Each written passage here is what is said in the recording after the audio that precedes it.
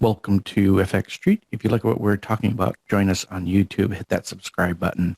You can follow Akash and I individually, Akash at Mang Yeko 0 and myself at Just Analysis 1. Taking a look here at Bitcoin. We visited on Tuesday talking about Bitcoin, and it was trading down here. We are higher, but structurally not much has changed. Very, very, very touchy market, very whipsawy.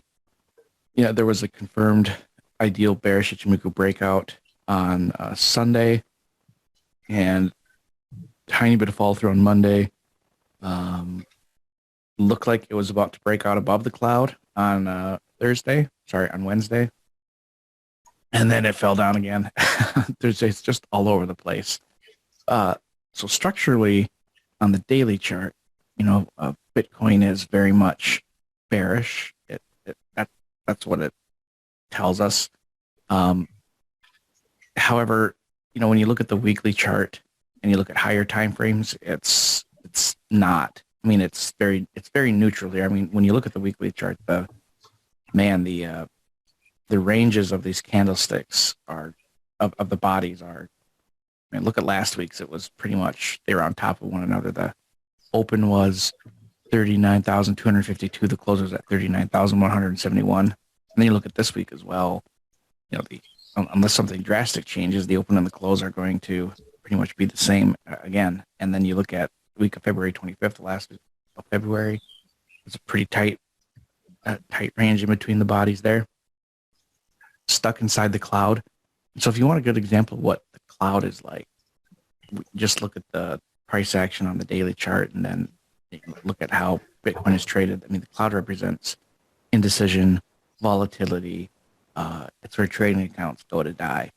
And so if you're looking at the daily chart or faster, and it seems like Bitcoin's just all over the place, the weekly chart is the cause of that. But as far as where it would be going into the weekend, there's just a lot of bearish continuations set up here, but for whatever reason, there's just not a lot of follow through. So, but the weekends are notorious for a lot of volatility. Anyways, it could dip all the way back down to that 50% fib retracement at 33K. That's where, as far as going into the weekend and before Akash and I visit again on Tuesday, that's where I would see the lows at 33.8K, and the highs I would see topping out roughly around that 2021 volume point of control around 47.3K. I don't think it'll get up there, but that's where I would put the upper band of any type of breakout at going into the weekend. And before we visit on Tuesday, I'm not sure what you see. Akash, I'll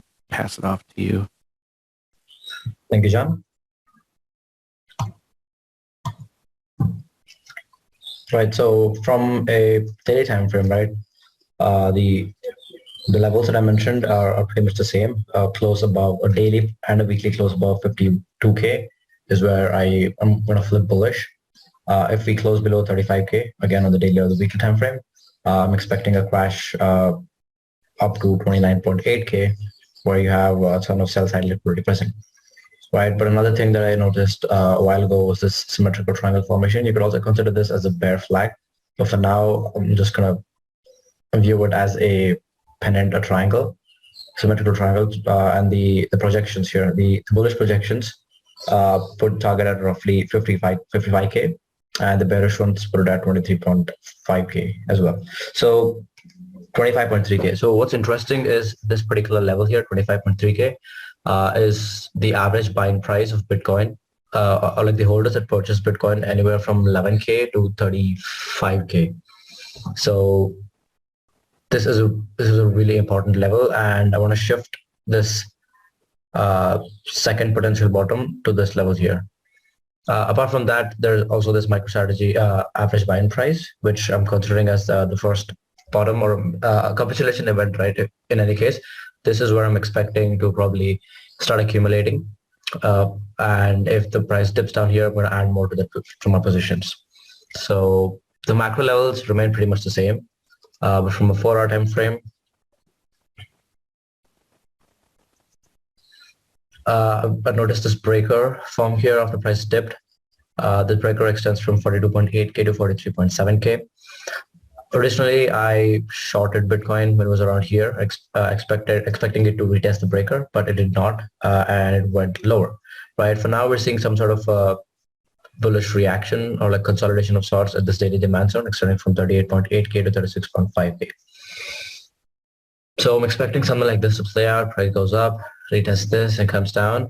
An ideal scenario, which would fill my orders present around here, but there is a chance we could continue going lower, fill the FEG, and that would kind of invalidate this short position that I have, right? The second scenario is possible as well, but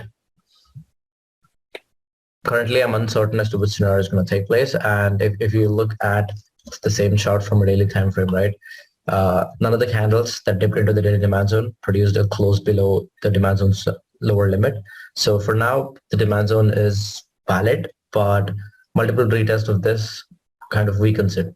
So there is a good chance the next time we retest this, or the demand zone could fail, right? But the only level that matters is 35K. Not 35K, hold on. Yeah, so it changes quite a lot from different exchanges. But on the Stamper coin, I'm not sure where, 34,700 is like the last line of support. Even the Jan 22nd dips that took place here could close above that support level. So for now, 37K is like the important level. Breaching that, I think there's a good chance we dip all the way down to 30K, 29.8K. Right. To sum it up, from a 4-hour time frame, I'm expecting the price to move back to 42K before we actually fill the FEG here, which is at 36K. So that's my take on Bitcoin. All right. Well, thank you, Akash, and thank you everybody for watching. Please don't forget to like, comment, and subscribe.